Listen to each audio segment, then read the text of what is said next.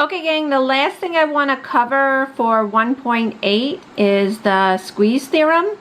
It's also called the sandwich theorem. So you use a squeeze theorem when you're trying to find the limit of a function, but you don't know what it is, but you can squeeze it in between two functions that you actually do know the limit for. So if we can sandwich it or squeeze it in between two limits that we do know, we can find the limit of the function that we do not know. Okay, that's the technique. So let's look at this example here. We want to find the limit of x squared sine of 1 over x as x goes to 0.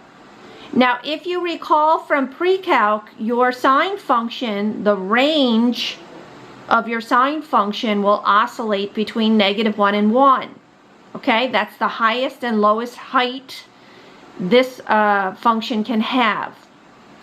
So if we think of that, the highest this can be is a 1, the lowest this can be is a -1.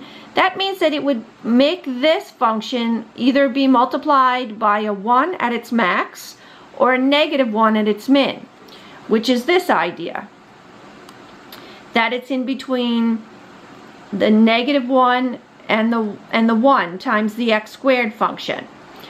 So we do know the limit of the negative x squared and the x squared function. So let me just rewrite it like this for you, because this is how I would want to see it on the test. So again, we're converting this to be either a -1. If this is a -1, it creates negative x squared. That's the lowest this one can be. Or it's a +1, and a +1 for this times this would be this. So it's the lowest and highest. It's the minimum and the maximum that this function can be times this, which means that it's going to fall, that this guy's going to fall somewhere between the minimum and maximum of this, right? But as x goes to 0, we can actually evaluate this, because this here, oh, and I have it written here, you can see it. The positive x squared is a face-up parabola, and the negative x squared is a face-down parabola. We know the limit of that, and our other function is falling in between here. That's the one we're looking for. So what we do is we take the limit of the ones we know. So we plug the 0 in here. -0 squared is 0.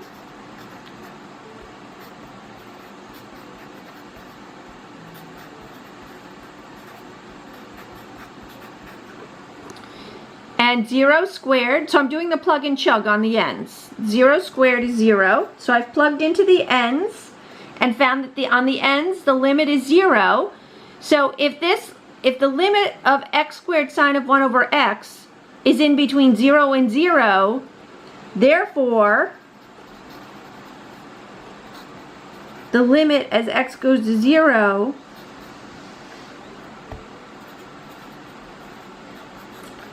must equal to 0 if it's squeezed in between 0 and 0. So therefore I can determine the limit of this fancy function by using these other functions that I know the limit of. Okay? Now I know this might seem a little bit complicated, so I'm going to give you these two examples. Do both of them, 95 and 96, from your homework using the theorem that I just showed you. So make sure when you do this, so they're telling you c goes to 0, which means that you're going to write the limit as x goes to 0. So you're going to put a limit in front of each of these three parts. Limit as x goes to 0, limit as x goes to 0, limit as x goes to 0. And then solve the limits on the end to find the conclusion for what the function is. Same thing here, but the limit on this one's going to go to a. So you guys try this. If you guys get stuck on these, just let me know and I can post the solutions to how you do it. So it would be just like this. You take the limit of all three parts, you evaluate the ends, and then you say what the solution is. Okay? But if you guys get stuck, shoot me an email and I'll post this so I can help you with your homework. Okay, gang, that's all I want to cover for 2.3. I'll pick up then I'm going to jump temporarily into chapter 4 because there's some limits there, and I want to do all the limits at once.